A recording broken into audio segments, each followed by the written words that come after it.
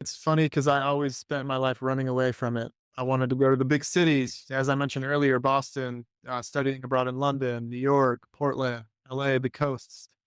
Those are where all the big brands are. So growing up here and wanting to be in that industry, that's where you just feel like you have to go to participate in that.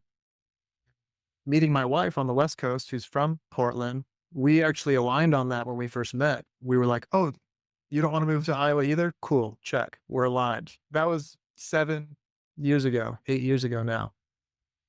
And so it's funny how life just changes. She spent a decade in the footwear industry, and I came up on a decade in the footwear industry. And not that we want to leave it forever, but it really felt like that point was either we're going to sink in further and our heels in and not leave and just keep this as like the life thing and start a family out here, or this is the time now before we have kids and everything to start these entrepreneurial dreams that you have while you still have a little bit of energy and, that gumption that you have. So that kind of foresight and really just life changes ultimately, I would say. And with my family being back here, my wife stepping away from her career, it just made sense from cost of living being a little cheaper, being close to my family after a decade again.